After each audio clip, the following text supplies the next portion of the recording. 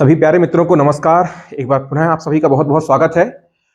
जैसा कि आप सभी ने थंबनेल पे देख लिया होगा कि आज से हम अपने आगामी परीक्षाओं के लिए बात करें एडीईओ, बात कर लेते हैं छत्तीसगढ़ सब इंस्पेक्टर। व्यापम में तो हर एग्जाम में आपका हिंदी आता ही आता है, और सीजीपीएससी प्रीलिम्स जिसमें आपका जो हिंदी जो है वो सीसेट का एक भाग है। तो लगभग लगभग छत्तीसगढ़ में जितने भी एग्जाम होते हो, चाहे वो सीजीपीएससी के माध्यम से हो या वो सीजी व्यापम के माध्यम से हो, सब में हिंदी का अपना एक अलग महत्व है, अपना एक वेटेज है। तो इसी को ध्यान में रखते हुए हम हिंदी की आज से एमसीक्यू सीरीज आपके लिए स्टार्ट कर रहे हैं, और ये अनवरत कंटिन्यू चलते रहेगा जब तक कि हमारे आगामी एग्जाम आने को नहीं मिल जाते हैं।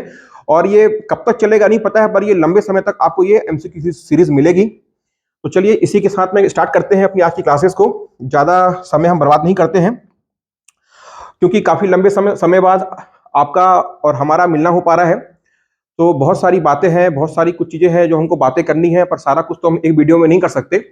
तो धीरे धीरे करके हम चीजों को क्या करेंगे, पाइलअप करेंगे। तो सबसे पहले मैं आपको बताना चाहता हूं कि जो हिंदी की सीरीज है इसमें क्या मैं ऐसा कुछ अलग करना चाह रहा हूं, तो उस पर थोड़ी सी चर्चा कर लेते हैं। देखिएगा, जैसा कि आप सभी जानते हैं कि भाई हिंदी, देखिए अभी मैं हिंदी को लिख तो रहा हूं किसमें, इंग्लिश में।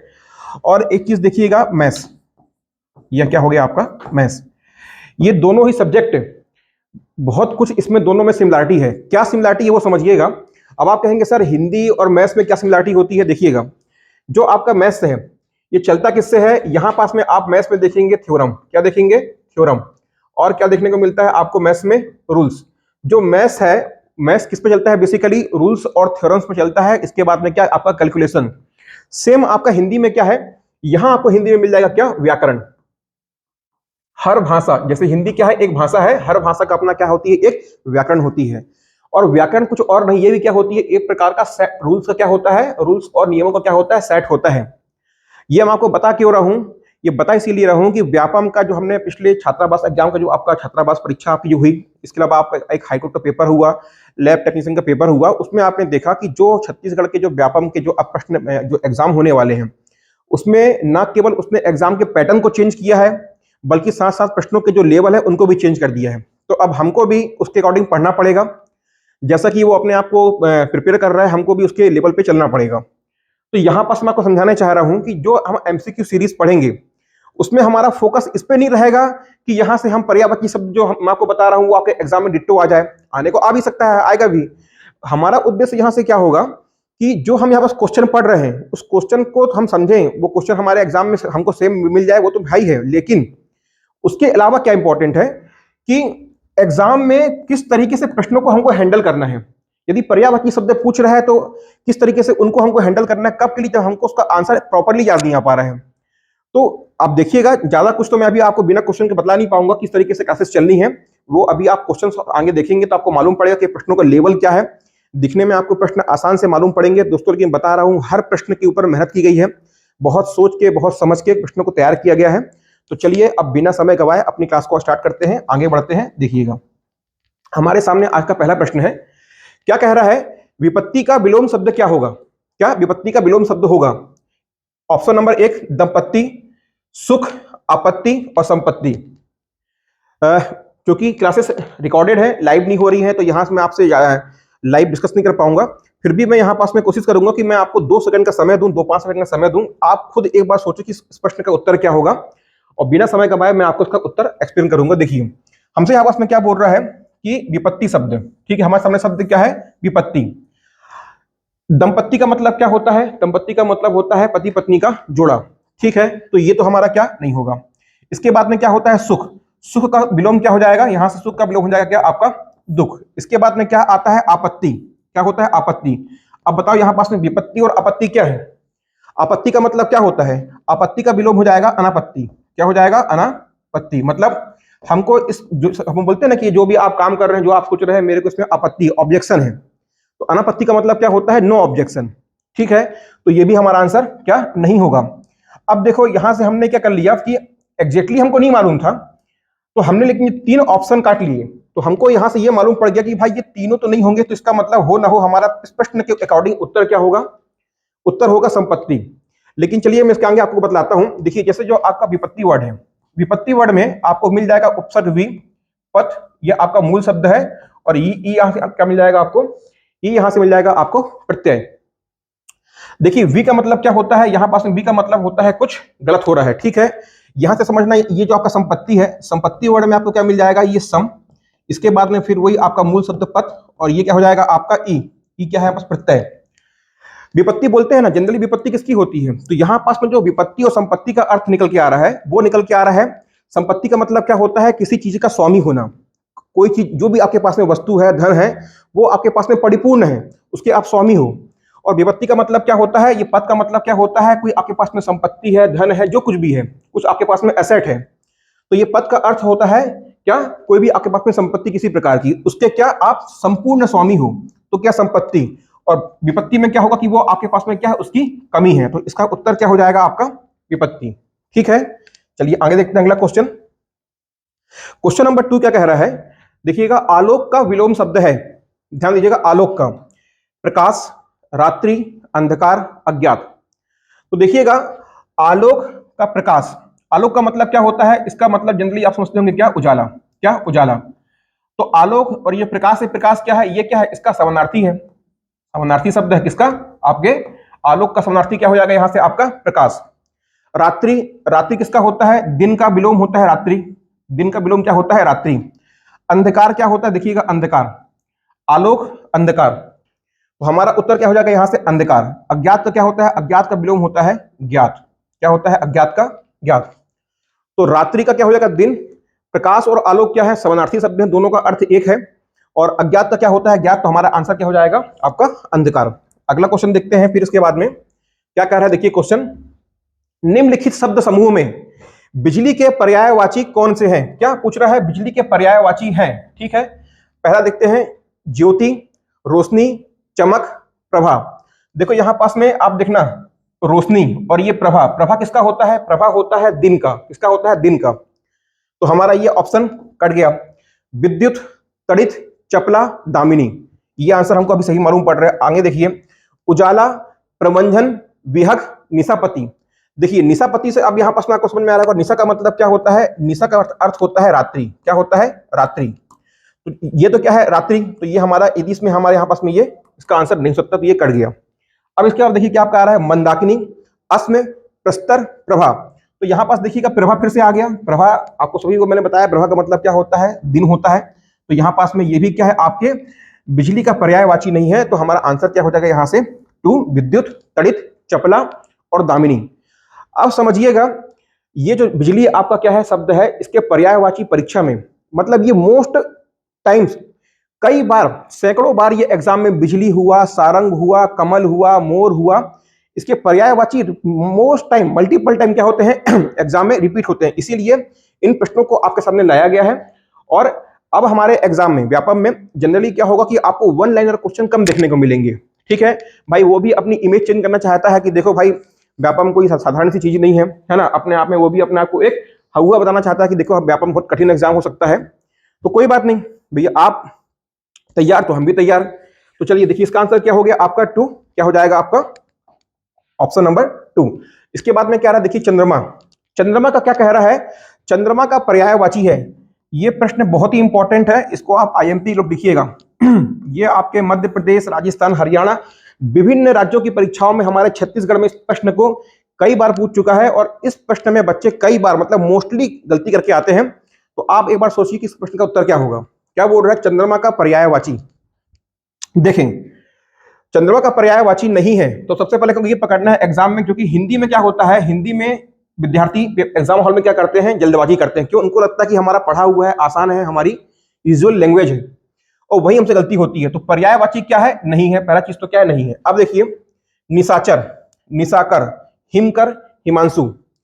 अब आप यदि जानते हैं, यदि आपको पता है कि चंद्रमा का पर्यायवाची क्या क्या होता है, तो आप कहोगे सर ये चारों के चारों क्या होते हैं, चंद्रमा के पर्यायवाची होते हैं। और यहीं पास प्रश्नकर्ता ने क्या किया है, खेल किया है, कैसे देखिएगा, निशाकर चंद्रमा का पर्यायवाची होता है, हिमकर भी होता है और हिमांशु भी होता है। निशा का मतलब क्या होता है रात्रि, कर का मतलब क्या होता है स्वामी, अर्थात रात्रि का स्वामी क्या, चंद्रमा। हिमकर क्या होता है, हिम का मतलब क्या, हिम का स्वामी चंद्रमा। और हिमांशु भी क्या होता है, हिम का स्वामी, इसका अर्थ होता है अर्थात चंद्रमा। निशाचर, निशाचर का मतलब क्या, रात्रि में चर अर्थात क्या, चलने वाला। रात्रि में चलायमान क्या? चंद्रमा। रात्रि में क्या होता है? चलायमान होता है। लेकिन ध्यान दीजिएगा हमसे क्या बोल रहा है, यहां पास में पर्यायवाची शब्द नहीं है। ध्यान देना, जो आपका निशाचर है ये क्या है? ये आपके चंद्रमा का, मेरे दोस्त, ये आपके चंद्रमा का अनेकार्थी है। क्या है? अनेकार्थी। अब समझना क्वेश्चन में कितनी महीन उसने खेल खेला हमारे साथ में। निशाचर क्या है? चंद्रमा का पर्यायवाची नहीं अनेकार्थी है। अब आप कहोगे सर ये पर्यायवाची अनेकार्थी, तो इसके लिए तो हम अलग से डिटेल में डिस्कशन करेंगे, पर अभी समझना कि एक शब्द क्या है आपके पास में अनेकार्थी। हम पकड़ते हैं किसको? देखिए हम लेते हैं यहां से निशाचर को। निशाचर, निशाचर का क्या क्या होता है देखिएगा। निशाचर का होता है एक क्या आपका चोर। निशाचर का मतलब क्या होता है? रात्र को चलायमान, रात को एक्टिविटी करने वाले, रात को काम करने वाले। तो क्या हो गया आपका चोर। इसके बाद में क्या है, आप जनरली देखते हैं क्या आपके जो भी भूत प्रेत होते हैं, ये हो गया। और बताओ चमगादड़, चमगादड़। और बताओ इसके इसके बाद बोलिए, तो ये आपका क्या हो गया? चंद्रमा। तो आपका अनेकार्थी मतलब क्या होता है कि एक शब्द जिसके एक से अधिक क्या हो? अर्थ हो। और पर्यायवाची का मतलब क्या होता है कि दो या दो से अधिक शब्द जिनके अर्थों में क्या हो? समानता हो। देखिए यहां से निशाकर और हिमकर दोनों का अर्थ क्या है? चंद्रमा है। हिमकर और हिमांशु का अर्थ क्या है? चंद्रमा है। लेकिन देखिएगा यहां से निशाचर और निशाकर का अर्थ एक सा नहीं है। निशाचर का मतलब चंद्रमा भी होता है, चोर भी होता है, भूत प्रेत भी होता है, चमगादड़ भी होता है। तो ये क्या है, यहाँ के दोनों दोनों के शब्दों में क्या है? समानता नहीं है, दोनों के अर्थों में समानता नहीं है। तो इस प्रश्न का उत्तर क्या हो जाएगा आपका? निशाचर। निशाचर क्या है? यह आपके चंद्रमा का अनेकार्थी शब्द है, ना कि पर्यायवाची शब्द है। ठीक है। तो अब एग्जाम में व्यापम आपको कुछ इसी तरह से प्रश्न देने वाला है, जो दिखने में आपको आसान मालूम पड़ेंगे, लेकिन प्रश्न में कुछ महीन बारीकियां होंगी जिसको आपको समझना पड़ेगा। आगे देखते हैं, नीचे दिए गए अनेकार्थ शब्दों में से कौन सा अनुपयुक्त है? कौन सा क्या है? अनुपयुक्त है। ठीक है, जो सुमेलित नहीं है। देखिएगा काल, काल का क्या है? समय, मृत्यु, यमराज। ठीक है। चपला, चंचल, बिजली, लक्ष्मी। अर्थ, धन, कारण, मतलब। उमा, पार्वती, दुर्गा, शारदा। देखिए बहुत ही शानदार क्वेश्चन है। तो हमसे क्या पूछ रहा है कि इसमें से कौन सा अनेकार्थ, मतलब ये आपको शब्द दिया हुआ है और इसके जो आपको ये आगे जो ऑप्शन दिए हुए हैं, ये इसकी इनमें से मैच करना कि कौन सा इसका एक अनेकार्थी नहीं है। काल का मतलब क्या होता है? समय।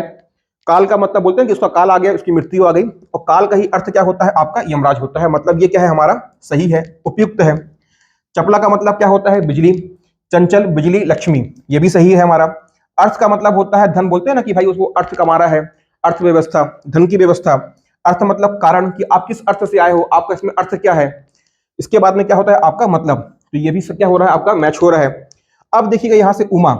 उमा का मतलब क्या होता है? पार्वती होता है, दुर्गा होता है। ध्यान दीजिएगा शारदा, ये आपका एग्जाम में भी आप लोगों ने देखा भी होगा। शारदा शब्द, या बात करें आपके सरस्वती शब्द का क्या पर्यायवाची आपसे एग्जाम में कई बार पूछ चुका है। तो जो शारदा है वो किसका है दोस्तों? यह है आपका सरस्वती का। किसका? ये सरस्वती का पर्यायवाची है, ना कि आपके उमा या पार्वती का या दुर्गा का। तो हमारा आंसर क्या हो जाएगा यहां से? Option number 4। ठीक है। तो कुछ इस तरह से हिंदी को मैं आपसे क्यों कह रहा हूं कि हिंदी एक ऐसा विषय है जिसको आपको रटना भी पड़ता है कई चीजों को, और बिना समझे काम नहीं चलता। जैसे आपका संधि है, समास है, वर्णमाला है, यहां से आप लाख कोशिश कर लो याद करने की, एग्जामिनर आपको यदि एग्जाम में फंसाना चाहेगा तो बड़ी ही आसानी से फंसाएगा जब तक आपके कॉन्सेप्ट क्लियर नहीं है। ठीक है। इसीलिए मैंने स्टार्टिंग में हिंदी की तुलना मैथ से की थी कि इसको आप रट के एग्जाम में इसमें आप नंबर नहीं ला सकते, आपको समझना ही पड़ेगा। ठीक है। चलिए, निम्नलिखित शब्दों में से विपरीतार्थक शब्द है, मतलब विलोम पूछ रहा है। दुरात्मा और बहिष्कार, ये बोल रहा है कि इसमें से इन दो शब्दों का नीचे दिए हुए ऑप्शन में से कौन सा जो है आपका विलोम शब्द का जोड़ा है। दुरात्मा महात्मा होता है, और बहिष्कार का स्वीकार। तो ये तो हमको आंसर भी लग रहा है, देखते हैं आगे। पुण्यात्मा भी होता है, बहिष्कार का परिष्कार नहीं होता है ना। सुआत्मा हो सकता है, पर बहिष्कार का स्वीकृत। स्वीकृत क्या होता है? स्वीकृत का विलोम होता है अस्वीकृत। क्या होता है? अस्वीकृत। ठीक है जी। तो ये क्या हो गया आपका? तो ये हमारा ऑप्शन नहीं होगा। ठीक है। उपयुक्त में से कोई नहीं। चलिए छोड़िए। तो हमारा क्या हो गया यहां से आपका पहला नंबर पे आ गया क्या? दुरात्मा का होता है विलोम महात्मा, और बहिष्कार का क्या होता है? स्वीकार। चलिए अगला क्वेश्चन देखते हैं। आप सभी को प्रश्न का लेवल कैसा लग रहा है, जो मैं आपको एक्सप्लेन कर रहा हूं, आपको कैसा लग रहा है? वीडियो आप लोगों को यदि अच्छा लग रहा होगा तो अपना कमेंट सेक्शन में जरूर कमेंट करिएगा।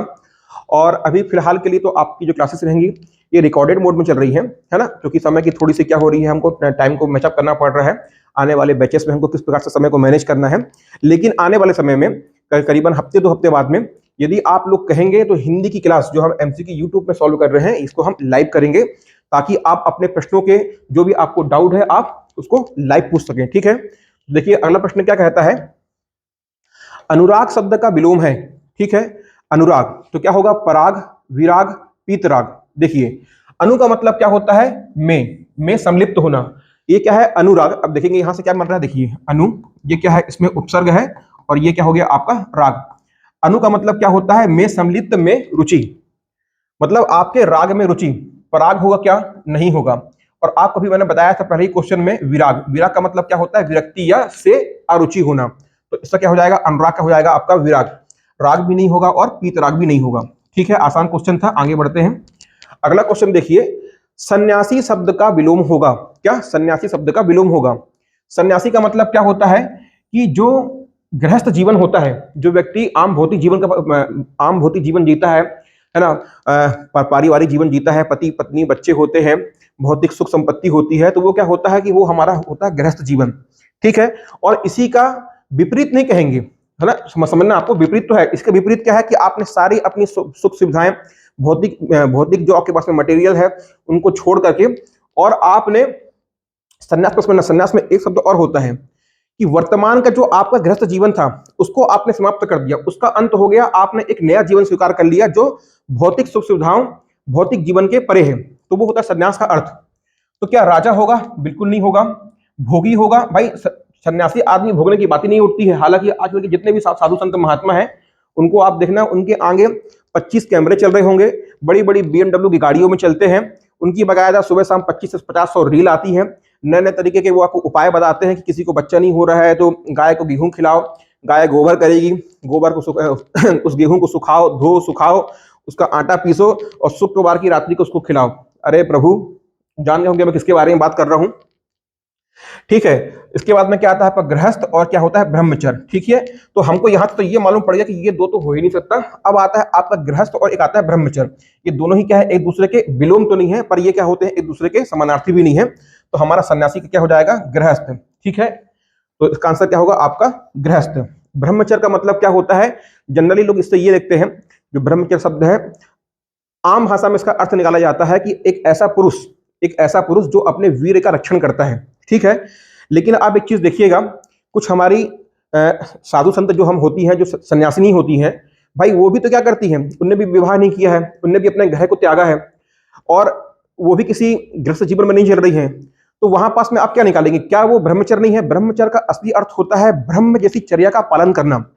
और ब्रह्म जैसी चर्या क्या होती है कि सुबह शाम, मतलब आप जिस मार्ग में है, भक्ति मार्ग में है, ज्ञान मार्ग में है, आप योग आयोग है ना, क्या बोलते हैं, योगासन कर रहे हैं, प्राणायाम कर रहे हैं, सुबह से उठ रहे हैं, पूजा भक्ति भाव नित्य कर्म कर रहे हैं, मतलब आप सन्यास गृहस्थ जीवन से हटके और जो ब्रह्म जैसी चर्या है, जो परंपरा साधु संतों की रही है, उसको उसका अनुपालन करना। तो ठीक है, तो जनरली जो ब्रह्मचर्य शब्द है वो पुरुषों के लिए प्रयोग में लाया जाता है, लेकिन इसका अर्थ गलत निकाला जाता है। ब्रह्मचर्य का मतलब होता है ब्रह्म जैसी चर्या, ना कि वीर रक्षण करना। ठीक है, चलिए आप अगला प्रश्न आता है, घूमने फिरने वाला साधु क्या है। एग्जाम में ये वाला जो प्रश्न है मेरे भाई, ये एग्जाम में इतनी बार पूछा गया है, यदि आप इसको गूगल करेंगे तो आपको मालूम पड़ेगा, विभिन्न परीक्षाओं में ये मल्टीपल टाइम एग्जाम में ये वाला जो प्रश्न है वो आया हुआ है। क्या है, घूमने फिरने वाला साधु, तो क्या होगा, योगी, तपस्वी, श्रवण और परिव्राजक। देखिए यहाँ पर जो श्रवण है इसका ये मिस्टेक हो गया है, ये क्या होता है श्रवण, क्या होता है श्रमण, समझिएगा। योगी क्या होता है कि योग के माध्यम से, क्या योग मार्ग के माध्यम से क्या करना, जो भी उसको अपने चीजों को अचीव करना है, जो भी उसने सोचा है जीवन की, जो भी उसकी मतलब आकांक्षाएं हैं, तो योग माध्यम से, इसके योग मार्ग के माध्यम से उसको अचीव करना। तपस्वी का मतलब क्या होता है, उसने तप मार्ग पकड़ लिया है, बोलते हैं ना भाई तपस्वी है, हठ योगी है। इसके बाद में आता है देखिए श्रमण, और ये क्या होता है, ये जनरली जो आपके जैन तीर्थ, जो आपके जैन भिक्षु होते हैं, क्या होते हैं, जैन भिक्षु होते हैं, तो उनको कहा जाता है श्रमण। इनको जैन भिक्षुओं को श्रमण कहा जाता है, या जो आपके जैन साधु संत महात्मा होते हैं उनको क्या कहा जाता है, श्रमण कहा जाता है। इसका मतलब होता है परिव्राजक। क्या, परिव्राजक। परि का मतलब क्या होता है, चारों ओर घूम घूम के, और व्राजक का अर्थ क्या होता है, भिक्षा मांग के अपना जीवन यापन करना। तो परिव्राजक का मतलब क्या होता है कि साधु, वह साधु संत, वह व्यक्ति जो घूम घूम के एक स्थान से दूसरे स्थान पे भिक्षा के आधार पर अपना जीवन यापन करते हैं, क्या कहलाते हैं? परिव्राजक कहलाते हैं। तो उसका उत्तर क्या हो जाएगा आपका? 4, क्या? डी। अगला क्वेश्चन देखते हैं, और ये सारे क्वेश्चन आपके विभिन्न एग्जाम में विभिन्न बार मल्टीपल टाइम पूछे जा चुके हैं, ठीक है। अगला क्वेश्चन आता है, अपना घर दूर से सूझता है। बहुत ही शानदार क्वेश्चन है दोस्तों। इनफैक्ट इस क्लास में जितने भी क्वेश्चन है सभी के सभी बहुत ही अच्छे क्वेश्चन हैं, दमदार क्वेश्चन है, और इनके आने वाले एग्जाम में भरपूर पूरी की पूरी संभावना है, ठीक है। तो क्या होता है? अपना घर दूर से सूझता है, बताइए इसका क्या होगा आपका? यह आपका क्या है? एक लोकोक्ति है। इसका अर्थ क्या होगा? अपने कार्य में प्रत्येक निपुण होता है। स्वार्थ सिद्धि के लिए व्यक्ति किसी भी बाधा को झेलता है। अपना घर सबको प्यारा होता है। अपने मतलब की बात कोई नहीं भूलता। देखिए, जब कभी भी आपको लोकोक्ति और मुहावरे आते हैं, सबसे पहले मैं आपको बहुत शॉर्ट में बताऊं कि लोकोक्ति और मुहावरे होते क्या है। देखिए, जो आपके मुहावरे होते हैं वो वाक्यांश होते हैं, मतलब पूर्ण वाक्य नहीं होते हैं, उनका अपना स्वयं में कोई अर्थ नहीं निकलता है, जिसे बोलते हैं आंखें लाल करना। आंखें लाल करने का मतलब क्या होगा? यदि आप बोलोगे भाई उसकी आंखें लाल हो रही है, मतलब क्या? तो जब तक आप उसको वर्ड में एक वाक्य में यूज नहीं करोगे तब तक आप उसका क्लियर डेफिनेशन नहीं निकाल पाएंगे। तो वाक्यांश क्या होते हैं, सॉरी, आपके मुहावरे क्या होते हैं? वाक्यांश होते हैं। उनका प्रयोग वाक्य में किया जाता है, उनका अपना स्वयं अकेला कोई अलग से अर्थ नहीं होता है। फिर आता है आपका लोकोक्ति। लोकोक्ति क्या होता है? जन साधारण के माध्यम से उनके अपने अनुभव के आधार पे क्या होती है, उन्होंने कुछ उनकी विचारधाराएं होती हैं, उनके कुछ एक्सपीरियंस होते हैं, तो वो उनने उसको एक वाक्य में उनने पिरो के बना दिया है। जैसे कि क्या है आपका? अपना घर दूर से सूझता है, बिना मरे स्वर्ग कहाँ, बिना मरे स्वर्ग नहीं मिलता। ये सब क्या है? ये सबको पता है कि भाई, जैसे हम देखते हैं ना, जब तक आप अपने लिए कुछ करोगे नहीं, आप एग्जाम पास नहीं हो पाओगे, बिना मरे स्वर्ग नहीं मिलेगा। तो लोकोक्ति क्या है? लोकोक्ति अपने आप में पूरा वाक्य है, उसका अपना स्वयं का अर्थ होता है, और मुहावरे का अपना स्वयं का अर्थ नहीं होता है, वो क्या होते हैं? वाक्यांश होते हैं, ठीक है। तो यहां पास में क्या दिखाई दे रहा है? अपना घर दूर से सूझता है, अपने आप में आपको मालूम पड़ रहा है कि ये एक पूरा अर्थ दे रहा है, ठीक है। तो ये क्या है? पहले तो ये आपका लोकोक्ति है, ये मुहावरा नहीं है। मुहावरे की एग्जाम में कई बार आता है कि मुहावरे की पहचान कीजिए, वो आपको 4 ऑप्शन देगा। तो जनरली मैं आपको बता रहा हूं, आप ये देखेंगे कि वहां से जो भी आपको दिया हुआ है उसका कुछ प्रॉपर अर्थ निकल पा रहा है कि नहीं निकल पा रहा है। यदि आप प्रॉपर अर्थ नहीं निकाल पा रहे हो उसका, तो वो मुहावरा है, या तो मुहावरे के अंत में आपको देखने को मिल जाएगा ना। जनरली आपको अधिकतर मुहावरे के अर्थ में अंत में ना देखने को मिल जाएगा। आंखें दिखाना, आंखें टिमटिमाना, ठीक है। तो चलिए अपने क्वेश्चन पे आते हैं। अपने कार्य में प्रत्येक निपुण होता है, अपना घर दूर से सूझता है। अब आपको क्या पकड़ना है? जब कभी भी आपको लोकोक्ति और मुहावरे मिलते हैं तो साधारण अर्थ को छोड़ देना है, जैसे सिर फेर लेना या आंखें फेर लेना। इसका मतलब ये नहीं होता है कि भाई उसने अपनी आंखें क्या है दूसरी ओर कर ली। उसका अर्थ कुछ विशेष होता है। जो आपके मुहावरे हैं, लोकोक्ति हैं, ये विशेष अर्थ को जनरली क्या करते हैं? प्रकट करते हैं, ठीक है। तो देखिएगा, अपना घर दूर से सूझता है, इसका आपको अर्थ निकालना है कि ये बताना क्या चाह रहा है। अपना घर दूर से सूझता है मतलब कि कुछ तो ऐसा है जो व्यक्ति बहुत दूर से इसको देख के आइडेंटिफाई कर ले रहा है, इसको पता कर ले रहा है ये मेरा है। वो क्या होता है? देखिए, अपने कार्य में प्रत्येक निपुण होता है, बात ही एकदम अलग है। स्वार्थ सिद्धि के लिए व्यक्ति किसी भी बाधा को झेल लेता है, ये मैच नहीं कर रहा है। अपना घर सबको प्यारा होता है, ये इसका साधारण अर्थ रचित कर रहा है, क्या? साधारण, ना कि विशेष। अपने मतलब की बात कोई नहीं भूलता, स्वार्थ, याद रखना। क्या बोल रहा है? अपना घर दूर से सूझता है, अपना स्वार्थ व्यक्ति को दूर से समझ में आता है। सपोज आप कहीं गए हैं, अगले को आप बता नहीं रहे कि आपका स्वार्थ क्या है, लेकिन आपको पहले से पता है कि मेरा स्वार्थ क्या है, 4 महीने बाद में क्या होने वाला है। आप किसी काम में सम्मिलित हो रहे हैं और 4 महीने बाद उसका परिणाम आने वाला है, लेकिन आप किसी को बता नहीं रहे हैं। आपको पता है कि 4 महीने बाद कुछ होगा, वो मेरे स्वार्थ के लिए होगा, उसमें मेरा स्वार्थ जुड़ा होगा। अर्थात क्या? दूर से ही 4 महीने पहले से आपको समझ में आ रहा है कि जो परिणाम होगा वो मेरे फेवर में आने वाला है। तो क्या है? वो आप दूर से ही उसको, समय से पहले इसको आपने पकड़ लिया है। तो क्या होगा? अपना घर दूर से सूझता है मतलब क्या हो जाएगा आपका? अपने मतलब की बात कोई नहीं भूलता। बहुत ही अच्छा प्रश्न है ये। कही हुई बात को फिर कहना, मतलब एक बार को बार बार कहना। तो इसका ये आपके व्यापम का तो बड़ा फेवरेट प्रश्न है। क्या होता है इसका उत्तर जाएगा आपका क्या? पिष्ट पेषण, बार बार कहना। तार्किक का मतलब होता है कि जो भी आपने कुछ बातें कही हैं उसको अपने तर्क से साबित करना या उसको काटना, उसकी आलोचना करना। और वाचाल का मतलब होता है अत्यधिक, ज्यादा बोलने वाला, ठीक है। बोलते हैं लपर्रा का आदमी, मतलब दिन भर चकर चकर चकर चकर क्या लगे रहता है, ठीक है। तो ये क्या हो जाएगा? इसका आंसर जाएगा आपका पृष्ठ पोषण। अगले क्वेश्चन देखते हैं, क्या कह रहा है कि कौन सा वाक्यांश युग्म संगत नहीं है। ध्यान दीजिएगा, परीक्षा में ये जनरली आपको काम बिगाड़ेगा आपका हिंदी में। विशेषकर हिंदी में ये और जीएस में ये प्रश्न बनता है और नहीं है, तो हर बार आपको इसको ध्यान देना है, जल्दबाजी नहीं करना है पढ़ने में। तो पहले तो आपसे क्या कह रहा है, वाक्यांश और क्या है, संगत नहीं है। कोई काम करने की इच्छा, चरिष्णु। आकाश में असंख्य तारों का प्रकाश पुंज, निहारिका। क्या, आकाश में असंख्य तारों का पुंज, निहारिका। जो पहले कभी ना हुआ हो, अभूतपूर्व। जो हृदय को पिघला दे, हृदय द्रावक। तो ये भी क्या है आपका, सही है, ये भी सही है, ये भी सही है। हमसे पूछ क्या रहा है, संगत जो नहीं है।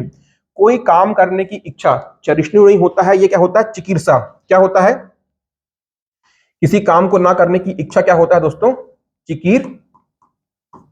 चिकीर्षा, ना कि आपका चरिष्णु। ठीक है, तो इसका उत्तर क्या हो जाएगा आपका, चिकीर्षा। आगे देखते हैं।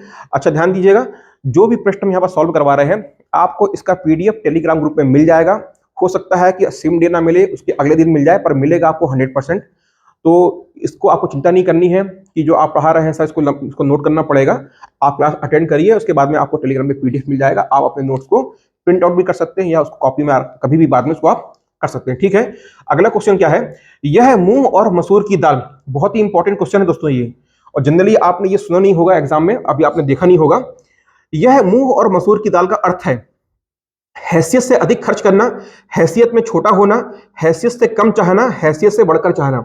जैसे आपने सुना होगा कि छोटा मुंह बड़ी बात का, वहां पर अर्थ क्या होता है, छोटा मुंह और बड़ी बात का अर्थ होता है कि आपने जो आपकी उम्र है, जो आपकी हैसियत है, उससे अधिक उससे बड़ी बातें करना। मतलब जो आपकी उम्र नहीं है, आप 4 साल के हो, बोल रहे हो यार कि क्या मेरे को फ्रस्ट्रेशन हो गया है। अरे 4 साल के बच्चे को फ्रस्ट्रेशन होता है क्या? तो क्या, छोटी मुंह बड़ी बातें। यहाँ पर में क्या बोल रहा है, मुंह और मसूर। तो ध्यान दीजिए, यहाँ पर मुंह तो ठीक आपको समझ में आ रहा है, यहाँ जो मसूर है, मसूर कहने का मतलब क्या होता है, महंगा। क्या, मसूर का मतलब क्या होता है, महंगा। तो देखिएगा भाई कि मुंह और मसूर मतलब कि जितनी अभी हमारी औकात नहीं है, जितनी अभी हमारी क्या बोलते हैं, आप कह सकते हो हैसियत नहीं है, उससे बढ़कर हम क्या कर रहे हैं, चाह कर रहे हैं। तो उसका आंसर क्या हो जाएगा आपका, हैसियत से बढ़कर चाहना। इसको आप नोट कर लीजिएगा, बहुत ही इंपॉर्टेंट है, बहुत ही नया है। ठीक है, ये अभी आपके बीपीएससी में पूछे हुए प्रश्न है, ये वाला बिहार बोर्ड के एग्जाम में आ चुका है प्रश्न। यह चित्र बड़ा सुंदर है, वाक्य में अशुद्धि है। ठीक है, यह चित्र बड़ा सुंदर है, वाक्य में अशुद्धि है। अब देखिएगा, यह चित्र बड़ा सुंदर है। अब आप देखो, सुंदर क्या है, सुंदर क्या होता है, सुंदर क्या होता है, विशेषण होता है। ठीक है, अब आप देखना, विशेषण संबंधी, क्रिया संबंधी, सर्वनाम संबंधी, संज्ञा संबंधी। आपको पता करना है कि यहां पास में आपका अशुद्धि किस प्रकार की है। देखिए, मैं आपको बता रहा हूं, यह चित्र बड़ा होगा कि यह चित्र बहुत सुंदर होगा। बताओ आप, यहां से क्या होगा, यहां से क्या होगा, यह चित्र बड़ा सुंदर है कि यह चित्र बहुत सुंदर है। तो क्या होगा, यह चित्र बड़ा नहीं, क्या होगा आपका, बहुत सुंदर होगा। तो अशुद्धि किस प्रकार की है मित्रों, यहां पास में अशुद्धि आपकी विशेषण संबंधी क्या है, आपकी अशुद्धि है। यह चित्र बड़ा नहीं, बड़ा किसके लिए होता है, बड़ा होता है आपकी मात्रा के लिए कि भाई कितना बड़ा है, आकार के लिए, सॉरी मात्रा नहीं, आकार के लिए। बहुत क्या यहाँ पास में क्या होगा, बहुत क्या आपका, बहुत सुंदर किसके लिए होगा, आपका गुणवाचक। कैसा है, बहुत सुंदर है, मात्रा। ठीक है, चलिए, तो इसका क्या हो जाएगा आपका विशेषण संबंधी आपकी क्या है, ये अशुद्धि है। अगला प्रश्न देखते हैं, कौन सा शब्द सारंग से संबंध नहीं है। सारंग एक ऐसा शब्द है जिसके अनेकार्थी भी होते हैं, पर्यायवाची भी होते हैं। यह इतना इंपॉर्टेंट शब्द है कि कई बार, मतलब यदि आप कहेंगे ना कि पर्यायवाची में किन्हीं 10 शब्दों को बताओ, तो उसमें से सारंग एक शब्द है जो मल्टीपल टाइम पर्यायवाची या अनेकार्थी के संदर्भ में एग्जाम में पूछा गया है। ठीक है, तो कौन सा सारंग शब्द से संबंधित नहीं है, पपीहा, कोयल, तोता, मोर। तो ध्यान दीजिएगा, सारंग का जो पर्यायवाची होता है दोस्तों, वो पपीहा भी होता है। ठीक है, कोयल भी होता है, मोर भी होता है। पपीहा जानते हैं क्या होता है, पपीहा को हम जनरली क्या कहते हैं, आपने सुना होगा एक शब्द चीतक। बरसात के वर्षा ऋतु में एक पक्षी होता है जो अपनी प्यास किससे बुझाता है, वर्षा के पहले पानी से बुझाता है, और उसी समय क्या करता है वो अपनी, जैसे आपने सुना को कोयल, जो कोयल है ये आपकी जनरली आपको सुनने को मिलेगा बसंत ऋतु में। कोयल जो है अपनी कूक मारती है कब, बसंत ऋतु में। ठीक उसी तरह से जो आपका जो पपीहा है, ये बरसात के ऋतु में मार्केट में आता है और क्या करता है, अपनी आवाज निकालता है। ठीक है, तो क्या है, यहाँ से सारंग शब्द के लिए आपका जो क्या हो जाएगा, पपीहा भी होता है, और आप बात करेंगे कोयल भी होता है और मोर भी होता है। ठीक है, लेकिन तोता क्या है, सारंग का पर्यायवाची शब्द नहीं है, उससे संबंधित नहीं है। तो इसका आंसर क्या होगा आपका C3, क्या, कोयल। अगला देखिएगा, कौन सा शब्द युग्म अर्थ की दृष्टि से संगत नहीं है, मंजीर, मंजरी, सॉरी मंजरी, मंजीर। मंजरी मतलब क्या, कोपल और नुपुर। देखिए ये शब्द इतना इंपॉर्टेंट है, कई बार ये आपके शब्द शुद्धि में पूछता है कि नुपुर शब्द का शब्द रूप क्या होगा। तो कई बार क्या करेगा, आपको यहाँ पास में आपको छोटी ऊ की मात्रा और इसमें छोटी ऊ की मात्रा लगा देगा, नुपुर कर देगा। कई बार क्या करेगा, आपको इसमें बड़ा बड़ा ऊ कर देगा और ये इसमें बड़ा ऊ कर देगा, इसमें छोटा ऊ कर देगा। तो इस प्रकार से कंफ्यूजन करता है आपको कि छोटे ऊ बड़ी ऊ की मात्रा। तो ध्यान देखना कि नूपुर में क्या होता है, नाम में बड़ी ऊ की मात्रा आएगी और जो आपका पा होगा उसमें छोटे ऊ की मात्रा आती है। इस वर्ड को ध्यान रखना, शब्द शुद्धि में कई बार पूछता है। खैर, इसका अर्थ क्या होता है, इसका अर्थ होता है क्या, आपके घुंघरू। क्या पायल की जो घुंघरू होते हैं ना, घुंघरू की आवाज, इसका मतलब क्या होता है, नूपुर। ठीक है, तो ये क्या है, मंजीर का मतलब क्या होता है, नूपुर, ये एकदम सही है। और मंजरी, जैसे आपने ये मंजरी शब्द कहाँ सुना है, बोलते हैं ना कि तुलसी की मंजरी। जो आपने तुलसी का पौधा देखा होगा, तुलसी के पौधे में क्या होती है, पत्ते के अलावा एक फूल सी लंबी सी एक निकलती है, उसको क्या बोलते हैं, तुलसी की मंजरी। उसमें छोटे छोटे क्या होते हैं, तुलसी के बीज होते हैं। तो मंजरी का मतलब क्या होता है, कोपल। तो आपका राइट आंसर क्या हो जाएगा दोस्तों, यहां से आपका हो जाएगा मंजरी। ठीक है, तो मंजरी का क्या होगा, कोपल, और मंजरी का क्या होगा, आपका निपुर। तो हमसे क्या पूछ रहा है, हमसे पूछ रहा है कि यहां पास में सही नहीं है। ठीक है, सही नहीं है। चलिए भाई, ठीक है, तो ये हमारा क्या राइट है। चरित्र का मतलब क्या होता है, आचरण, सही है। इमली, चरित्र का मतलब क्या होता है, इमली का पेड़, ये भी क्या है हमारा, सही है। यष्टि का मतलब होता है लाठी, और याष्ठी का मतलब क्या होता है दोस्तों, मोती की माला, ये भी हमारा क्या, सही है। निशा मुख और निशा, क्या निशा मुख और निशा, देखिएगा, निशा मुख का मतलब क्या, मृग। यहां पास में निशा निशा मुख का अर्थात निशा मुख का अर्थ मृग नहीं होता। ठीक है, क्या ये हमारा क्या है, यहां पास में ये मैच नहीं कर रहा है। और निशा का मतलब क्या होता है दोस्तों, देखिएगा, निशा का मतलब क्या होता है, रात्रि होता है। और ये क्या है, आपका घोंसला, ये क्या है, आपका घोंसला। तो ये क्या कर रहा है, ये मैच नहीं कर रहा है। तो हमारा इसको आप 1 2 3 4 ये लिखना भूल गए हैं। तो आपका आंसर क्या होगा, जो संगत नहीं है वो क्या है, आपका निशा मुख और निशा मृग और नाखून और घोंसला। अच्छा देखिएगा, थोड़ा सा यहाँ पास प्रश्न में मिस्टेक है, समझना। टाइपिंग मिस्टेक जब होता है ना, तो समझाने में भी मिस्टेक हो जाती है दोस्तों। नहीं मिटोगे, कोई बात नहीं।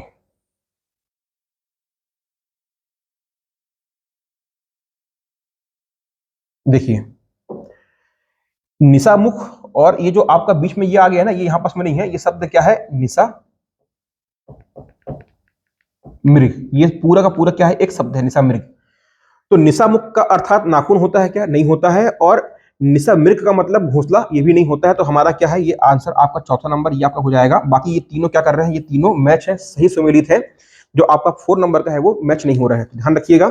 जनरली आपको इस क्वेश्चन में हमने और क्या देखा कि कई बार आपको इसका पूछ सकता है क्या, शब्द शुद्धि। तो नूपुर यहां से बहुत ही इंपॉर्टेंट शब्द है। आगे देखते हैं, अंधकार, अंधकारी। देखिएगा, यहाँ पर फिर से मिस्टेक हुई है थोड़ी सी, ठीक कर लेते हैं। ये अंधकार नहीं है, ये है मेरे दोस्तों अंधकारी, है ना। इसमें रा में छोटी की मात्रा है। और अंधकारी का सही अर्थ चुनिए। निरादर, विरक्त। महादेव एक राग विशेष। धूप बत्ती एक शासक विशेष। कमल अंधकार युक्त। देखिएगा, जो आपका अंधकारी शब्द है, क्या आपका जो यहाँ पर अंधकारी शब्द है, अंधकारी शब्द का अर्थ होता है मेरे भाई क्या, शिव या आपका महादेव। महादेव अंधकारी, शिव को अंधकारी। और याद है ना, यहाँ पास में कारी राम में क्या है, छोटी की मात्रा है। तो शिव को ही क्या कहते हैं, अंधकारी कहते हैं या आपके महादेव कहते हैं। और अंधकारी का मतलब क्या होता है, एक अंधकारी क्या होता है, एक आपका एक राग होता है। ये क्या होता है, एक राग। आपने सुना होगा एक शब्द राग भैरव, क्या राग भैरवी, है ना। तो राग भैरव क्या है, इसी को हम कहते हैं अंधकारी। ठीक है, तो ये क्या है, एक राग है। ये क्या है, आपका एक राग है। ठीक है, तो आंसर क्या हो जाएगा यहां से आपका, सही सुमेलित है तो कौन सा हो जाएगा आपका आंसर, बी, महादेव और एक राग विशेष। अगला क्वेश्चन देखते हैं, प्रहार परिहार का उचित अर्थ है। देखिए, जनरली जो ऐसे प्रश्न आते हैं, प्रहार और परिहार, इनको हम क्या कहते हैं, इन्हें हम कहते हैं सम श्रुति, समश्रुति भिन्नार्थक। क्या, भिन्नार्थक मतलब जो सुनने में एक जैसे लगे। कई बार क्या होता है, सुनने में एक जैसे लगे लेकिन उनके अर्थ कैसे होते हैं, अलग होते हैं। समश्रुति मतलब क्या, सुनने में एक जैसे लगे लेकिन उनके अर्थ कैसे होते हैं, भिन्न होते हैं या अलग होते हैं। प्रहार और परिहार, प्रहार का आपको सबको पता है, प्रहार का मतलब क्या, आक्रमण करना, चोट करना, मारना। तो चोट तो होगा ही होगा, ठीक है, चोट या मार सब सही है। हमको चेक करना, देखो यहाँ भी चोट है, यहाँ भी चोट है, मार मार ये सही है। चेक करना है परिहार का। परिहार का मतलब क्या होता है, त्याग। क्या होता है, परिहार। जैसे आपने यदि बुद्ध पढ़ा होगा तो बुद्ध की शिक्षाओं में एक क्या है, परिहार भी है, क्या है, त्याग। तो उसका आंसर क्या जाएगा, चोट का, चोट और त्याग। अगला प्रश्न देखेंगे, क्या कह रहा है, किसी वाक्य में भाववाचक का प्रयोग हुआ है। क्या? भाववाचक का। ठीक है। मोहन ने खाना नहीं खाया, मैंने दरवाजा नहीं खोला, कुलियों ने। भाववाचक यहां पास में वाच्य, क्या? वाच्य, भाववाचक वाच्य है। ठीक है। मोहन ने खाना नहीं खाया, मैंने दरवाजा नहीं खोला, कुलियों ने सामान नहीं उठाया, दादी से चला नहीं जाता। तो सबसे पहले आपको जानना जरूरी है कि वाच्य क्या होता है, ये कितने प्रकार के होते हैं। तो देखो, सबसे पहले समझते हैं कि वाच्य, वाच्य का मतलब आप लोगों ने जैसे इंग्लिश में पढ़ा होगा ना, वॉइस, सेम हिंदी में क्या होता है, वाच्य होता है। और वाच्य शब्द का अर्थ होता है कहने योग्य। क्या? कहने योग्य। ये कितने प्रकार के होते हैं तो आपको पता होगा। एक होता है आपका, एक होता है कर्तरीवाच्य। क्या? कर्तरीवाच्य। दूसरा होता है आपका कर्मवाच्य, और तीसरा होता है आपका भाववाच्य। क्या होता है? भाववाच्य। तो वाच्य कितने प्रकार के होते हैं हिंदी में? वाच्य तीन प्रकार के होते हैं। एक होता है कर्तरीवाच्य, दूसरा होता है कर्मवाच्य, और तीसरा क्या होता है यहां से आपका भाववाच्य। अब ये वाच्य होता क्या है? वाच्य जो आपके, देखिए यहां आपने क्या देख रहे हो, कर्ता। एक आपने देखा होगा कोई भी वाक्य में, किसी भी वाक्य में उसके तीन महत्वपूर्ण पद क्या होते हैं। एक होता है कर्ता, दूसरा होता है कर्म, और तीसरा क्या होता है, क्रिया। और यदि बात करें इन तीनों में, किसी वाक्य में कर्ता, कर्म और क्रिया में, तीनों में सबसे ज्यादा महत्वपूर्ण क्या है, तो आपका क्रिया हो जाएगा। ठीक है। जैसे राम खाया, राम खाया तो क्या खाया, हम कह रहे हैं राम ने आम खाया, तो राम ने क्या कहा, यहाँ राम ने आम खाया। तो यहाँ पास में क्या, इसे देखिए वर्ड, वाक्य आता है राम ने खाया। तो आप पूछोगे क्या खाया, अब आपको पता ही नहीं है, तो वाक्य में, वाक्य का अर्थ तो क्लियर हुआ पर समझ में नहीं आ पाया।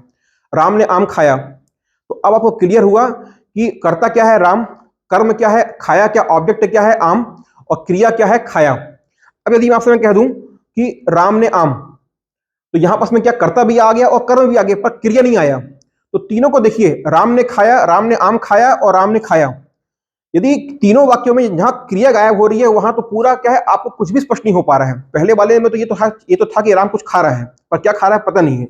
दूसरे वाले में सब परफेक्ट है कि राम ने आम खाया, कर्ता भी है, कर्म भी है, क्रिया भी है। और तीसरे वाले में क्या, राम ने आम।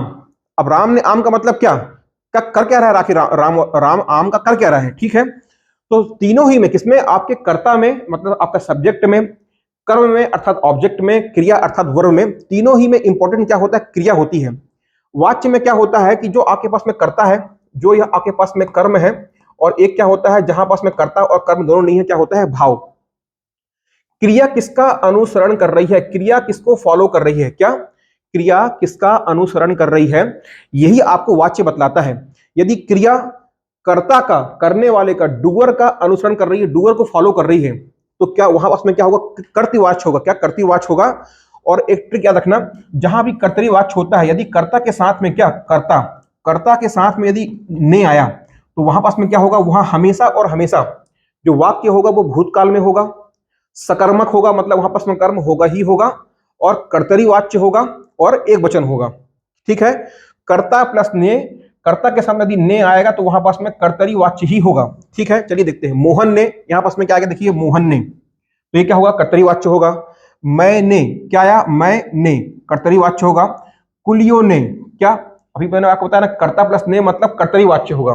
कुलियों ने सामान नहीं उठाया, तो ये भी क्या आपका कर्तरी वाच्य है। दादी से चला नहीं जाता, क्या नहीं जाता, चला नहीं जाता। यहां पास में बताओ ये चला क्या है, यहां चला क्या है, दादी से चला नहीं जाता, यहां पास में चला क्या है, कर्म है कि क्रिया है, क्रिया है। यहां पास में कर्म आ ही नहीं रहा है, तो ये क्या हो गया, यहां से आपका, ये आपका हो गया क्या, भाव, भाववाचक वाच्य। क्या हो गया, ये आपका भाववाचक वाच्य हो गया। दादी से चला नहीं जाता, तीनों को तीनों यहां पास में क्या है दोस्तों, तीनों के तीनों यहां पास में ये कर्तरी वाच्य है। चौथा नंबर क्या है आपका, भाववाच्य है। आपसे पूछा है कि भाववाच्य का प्रयोग किसमें हुआ है, तो आंसर क्या होगा आपका, डी।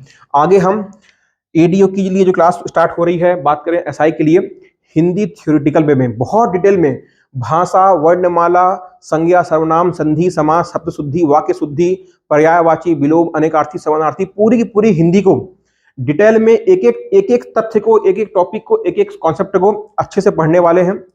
और इसी के लिए हमने एडीओ जो आपकी बैच लॉन्च हुई है, आप सीजी व्यापम, सीजी पीएससी और सीजी आपका एसआई, सभी की बैच में 13 अक्टूबर से हिंदी के लिए आपकी डिटेल थ्योरेटिकल क्लासेस आपकी चालू हो जाएंगी। यदि आप लोगों ने अभी तक नहीं जुड़े हैं, कोर्स को नहीं देखा है, परचेस नहीं किया है, तो कर लें।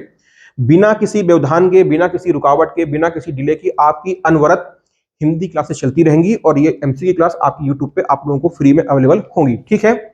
भगवान द्वारा हमारी रक्षा की जाती है, वाक्य की वाक्य से संबंधित है। देखिए, भगवान द्वारा हमारी रक्षा की जाती है। कर्तरीवाच्य, कर्मवाच्य, भाववाच्य और कर्मधारय वाच्य। सबसे पहले तो हम इसको काट देंगे, क्योंकि अभी हमने ये देखा कि वाच्य 3 प्रकार के होते हैं, जो कि आपको लिखा हुआ है। कर्मधारय नाम का कोई वाच्य नहीं होता है, पहली चीज। दूसरा क्या है, भगवान द्वारा हमारी रक्षा की जाती है। देखो, भगवान, यहां कहीं ने आया है क्या? यहां कहीं ने है क्या? नहीं है। भगवान द्वारा हमारी रक्षा की जाती है, वाक्य में वाक्य संबंधित है। देखो, भगवान द्वारा हमारी, अब याद रखना, आपको यदि आपको पता करना है कि दिया हुआ वाच्य कर्तरी वाच्य है या आपका कर्म वाच्य है, इसको मैं आपको एक ट्रिक और बता रहा हूं पता करने का। यदि वाक्य में जो क्रिया है, क्या, यदि वाक्य में क्रिया है, यदि किसी वाक्य में क्रिया, यदि किसी वाक्य में क्रिया कर्ता, किसके? कर्ता के, जो आपके वाक्य में जो क्रिया का प्रयोग हुआ है वो कर्ता के, कर्ता जो कर्ता है उसके लिंग, किसके? कर्ता के लिंग और वचन के अनुसार यदि बदल रही है, जो वाक्य में क्रिया है, यदि वो कर्ता, जो वाक्य में क्रिया है, सुनिएगा ध्यान से, जो वाक्य में क्रिया है यदि वो वाक्य के कर्ता के लिंग और वचन के अनुसार परिवर्तित हो रही है, तो वहां क्या होगा? कर्तरी वाच्य होगा। यदि वाक्य में क्रिया, जो आपका वाक्य में कर्म है, उसके लिंग और उसके वचन और उसके कारक के अनुसार परिवर्तित हो रही है, तो वहां पास में कर्म वाच्य होगा। देखिए, भगवान द्वारा हमारी रक्षा की जाती है, हमारी यहां पास में भगवान क्या है? कर्ता है, हमारी क्या है? कर्म है। ये क्या है? आपका कर्म। रक्षा की जाती है। देखो, अब क्या है? हमारी, ये क्या है आपका? बताओ, ये आपका स्त्रीलिंग है, ये क्या है? आपका स्त्रीलिंग है। क्या है? हमारी। ठीक है। कर्म क्या है? आपका स्त्रीलिंग है। रक्षा की जाती है, ये रक्षा क्या है? बताओ, ये रक्षा की जाती है, यहां पर क्या है? ये भी स्त्रीलिंग है। मतलब ये जो आपकी क्रिया है किसको फॉलो कर रही है? कर्म के लिंग को फॉलो कर रही है। यहां पर जो कर्म है ये कैसा है? स्त्रीलिंग है। और रक्षा की, ये क्या है? रक्षा की जाती है, ये कैसा है? स्त्रीलिंग शब्द है। तो अर्थात जो आपकी क्रिया है वो कर्म के लिंग को फॉलो कर रही है, कर्म के जेंडर को फॉलो कर रही है। तो क्या हो जाएगा यहां पास में? आपका जो आंसर होगा वो आपका होगा कर्म वाच्य, 2 नंबर का। ठीक है, क्या? कर्म वाच्य। आगे देखिएगा, अभी हमारी पहली क्लास है, हो सकता है कि अभी कॉन्सेप्ट लेवल पे चीजों को, मतलब आपका और हमारा जो तालमेल है शायद उतना अच्छे से ना बैठ पाए, लेकिन धीरे धीरे करके हिंदी को आप अच्छी तरीके से समझने लगेंगे। और बोलते हैं ना कि समय के साथ चीजें एडजस्ट हो जाती है। तो हो सकता है कि आज पहली क्लास में आपको समझने में, कॉन्सेप्ट लेवल में थोड़ी दिक्कत आ रही हो, प्रश्नों का स्टैंडर्ड थोड़ा ज्यादा अच्छा है, तो धीरे धीरे करके हम आगे बढ़ेंगे। पैनिक नहीं होना है, आपको समझना है, अच्छे से पढ़ना है और आने वाली परीक्षाओं में अपनी तैयारी को मजबूत करना है। आप यदि मुझसे पहले पढ़ चुके हैं, चाहे मैथ्स चाहे कंप्यूटर, आप जानते हैं कि मैं किसी भी विषय में जाता हूं, बहुत डीप तक जाता हूं। मेरी कोशिश होती है कि मैं पूरी ईमानदारी और अपनी पूरी मेहनत से आपको पढ़ाऊं, ताकि एग्जाम में जितना हमने पढ़ा है, यदि वहां से प्रश्न आता है तो वो आपसे एग्जाम में ना छूटे। ठीक है, अगला आगे बढ़ते हैं। निम्नलिखित में सभी शब्द शुद्ध हैं। मुमूर्षु, सुशोभित। देखिए, ये क्या है? मुमूर्षु सही है, सुशोभित सही है। ठीक है। श्रृंगार, श्रृंगार ऐसा नहीं, श्रृंगार कैसा लिखा जाता है दोस्तों? श्रृंगार कुछ इस तरह से लिखा जाता है, श्रृंगार। सृष्टि नहीं होता है, क्या होता है? यहां से देखिएगा, यहां से ये सृष्टि होता है। कैसा? यहां पास में ये वाला सा आता है, क्या आपका? दंत वाला सा आता है, क्या? सृष्टि। नक्षत्र, संतुष्ट। क्या? नक्षत्र और संतुष्ट। यहां पास ध्यान दीजिएगा, यहां पास में क्या है? संतुष्टा। यहां पास में संतुष्टा नहीं, संतुष्टा होता है। क्या होता है? संतुष्ट। ठीक है। इसके बाद में श्रेष्ठ और दीक्षा। देखिए, यहां पास में ये दीक्षा है, ये कैसा लिखाता है आपका? दीक्षा में छा क्षत्रिय वाला आता है, तो क्या? दीक्षा। तो ये भी हमारा गलत है। ठीक है। इसके बाद में संतुष्ट, ये भी हमारा गलत हो गया। श्रृंगार, श्रृंगार ऐसे लिखाता है आपका, ये गलत हो गया। सृष्टि प्लस लिखा है यहाँ। मुमूर्षु और क्या आपका? सुशोभित, ये दोनों ही क्या है? सही है। तो ये क्या आपका शब्द, ऑप्शन नंबर 1 सही होगा। अगला देखते हैं, कौन सा शब्द शुद्ध है? सम्मुख, सम्मुख, सम्मान, संहार। देखिए, ये जो होता है सम्मुख, ये क्या होता है? ये होता है सन्मुख, ना कि आपका सम्मुख होता है। ठीक है, ये हमारा गलत है। सम्मुख। सम्मान, सम्मान क्या होता है? सम्मान इस तरीके से लिखा जाता है, ये क्या होगा? आपका सम्मान हो गया। और संहार गलत लिखा है, संहार क्या ऐसा लिखाता है आपका? क्या? संहार। तो यहां क्या होगा आपका आंसर? पूछा है शब्द जो आपका शुद्ध है, तो क्या होगा आपका? सम्मुख। ठीक है। अगला क्वेश्चन देखते हैं। किस विकल्प में सभी शब्द शुद्ध हैं? पशु, भैया ये तो आपको बचपन से पता है। पशु क्या होता है? यहां से पशु में सा में क्या आएगी? छोटू की मात्रा की पशु। साधु, याद रखना, साधु शब्द में हमेशा क्या होगा? आपके छोटू उ की मात्रा आएगी। एक शब्द आता है आपका गुरु। गुरु में देखिए, यहां यदि आप वर्ड को समझ रहे होंगे, ये गुरु, ये एक ऐसा लिखा मैंने, और यहां पास मैंने एक लिखा ये ए, ये देखिएगा। यहां पास जो मैंने ये जो आपको ये दिख रहा है, ये क्या होता है? ये बड़े उ की मात्रा होती है रा में।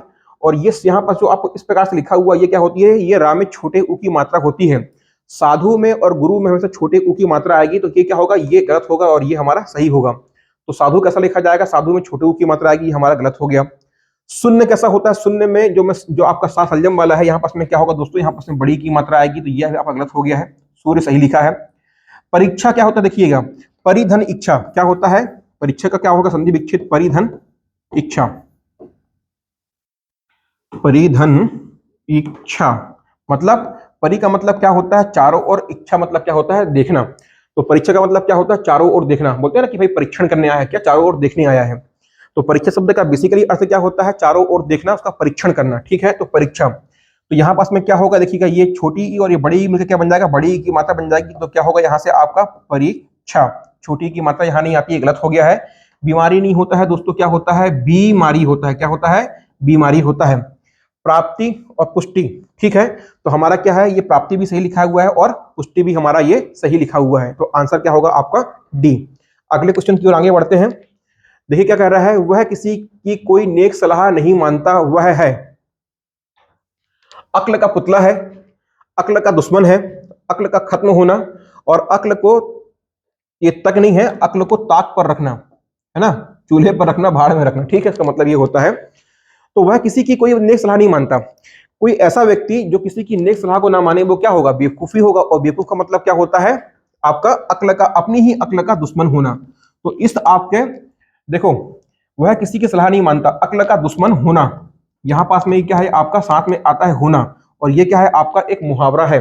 अभी मैंने आपको बताया था मुहावरे की पहचान क्या होती है, कि उसका अपना खुद से कोई, जब तक किसी वाक्य में प्रयोग ना करे, अपना उसका खुद का कोई विशेष अर्थ नहीं होता है। आप बोल के देख लो, अक्ल का दुश्मन होना। तो क्या भाई? वह किसी की नेक सलाह नहीं मानता है, वह अपनी अक्ल का दुश्मन है। तो वाक्य में प्रयोग करने पे ये सही सटीक बैठ गया। और अंतिम में क्या आया? ना। तो ये क्या है? मुहावरा है, और इसका आंसर क्या हो जाएगा आपका? अक्ल का दुश्मन होना। ठीक है, अब आता है दिए गए विकल्प में भाववाचक संज्ञा है क्या? भाववाचक संज्ञा, देखिए संज्ञा, एक संज्ञा को यदि हम बांटते हैं तो संज्ञा होती है, देखो एक होती है आपकी संज्ञा, देखना संज्ञा, संज्ञा के दो बेसिकली होते हैं, एक होती है मूर्त और एक होता है अमूर्त। मतलब जिसको एक को हम देख सकें और एक को हम ना देख सकें। तो अमूर्त वाले में क्या आता है? अमूर्त वाले में मेरे भाई, मेरे दोस्तों, अमूर्त वाले में आता है हमेशा भाववाचक संज्ञा, जिसको हम देख महसूस नहीं कर सकते। तो क्या आपका? भाववाचक। भाववाचक।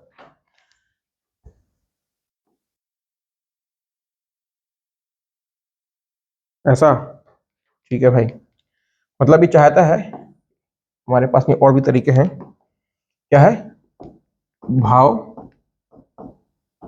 भाववाचक, ठीक है। और जो हमको दिखाई दे वो क्या होते हैं? वो आपके भाववाचक को छोड़ के बाकी जो संज्ञाएं के रूप होते हैं वो आपके क्या होंगे? जैसे कि आपका क्या बोलते हैं, पुरुषवाचक है, जातिवाचक है ना। तो ये सब क्या होंगे? आपके मूर्त संज्ञाएं होंगी। और अमूर्त का मतलब क्या? जिनको हम देख छू नहीं सकते हैं, वो क्या होती हैं? वो वचन संज्ञाएं आपकी भाववाचक संज्ञाएं होती हैं। देखो, नौकरी शब्दों पे आते हैं। क्या? नौकरी, ये किससे मिलकर बना हुआ है? ये बना है यहाँ पास में आपका मूल शब्द है क्या? नौकर, और प्रत्यय क्या लगा हुआ है? ई, है ना। और जब किसी भी शब्द में उपसर्ग या प्रत्यय लगता है तो क्या करता है? वो उसके अर्थ को परिवर्तित कर देता है। तो नौकरी क्या हो गया यहाँ पास में? नौकरी का मतलब क्या हो गया? ये आपका क्या है? भाववाचक। नौकर को आप देख सकते हो, पर नौकरी को क्या आप देख सकते हो, छू सकते हो? नहीं। ठीक है, तो ये क्या है? आपका भाववाचक है। वीर क्या है? बोलते हैं ना कि क्या है? वीर पहलवान, वीर वीर बलवान। तो ये क्या है? ये आपका वीर क्या है मेरे भाई? ये है विशेषण। ये किसी भी व्यक्ति की, वस्तु की क्या विशेषता बतलाता है, तो क्या हो जाएगा? विशेषण। मनुष्य और गुरु, ये बताओ क्या है? मनुष्य और जो गुरु है, ये क्या है? आपका जातिवाचक संज्ञा है। क्या है? जातिवाचक संज्ञा। ठीक है, तो इसका उत्तर क्या हो जाएगा आपका? नौकरी। नौकरी मतलब क्या? आपको यहाँ पास में ये भाववाचक संज्ञा का उदाहरण है। तो इस तरीके से हमने आज 25 क्वेश्चन को सॉल्व किया। मैं ऐसी उम्मीद करता हूं कि आपको वीडियो अच्छा लगा होगा। जो प्रश्नों को हमने यहाँ पास में लेवल रखा है वो भी आपको अच्छा लगा होगा। जिस तरीके से मैं एक्सप्लेन कर रहा हूँ वो आपको समझ में आ रहा होगा। किसी भी प्रकार की कोई दिक्कत हो रही होगी समझाने में, समझने में, मैं जल्दी बोल रहा हूँ, जो भी आपको तकलीफ हो रही होगी कमेंट सेक्शन में बताएं, आगे की वीडियो क्लिप्स उसमें काम किया जाएगा। चलिए वीडियो को यहीं तक रखते हैं, काफी लंबा वीडियो हो गया है। इसका जो पीडीएफ है वो आपको टेलीग्राम ग्रुप में मिल जाएगा। यदि आप लोग अभी तक टेलीग्राम ग्रुप को ज्वाइन नहीं किए हैं तो 10 CGPSC कोच करके हमारा वीडियो के डिस्क्रिप्शन में आपको मिल जाएगा, आप वहां जाके ज्वाइन कर सकते हैं। चलिए मिलते हैं अगली क्लास में। कल संडे है, कल शायद वीडियो ना आए, मंडे से आपको वीडियो डेली देखने को मिल जाएगा। ठीक है, बाय बाय।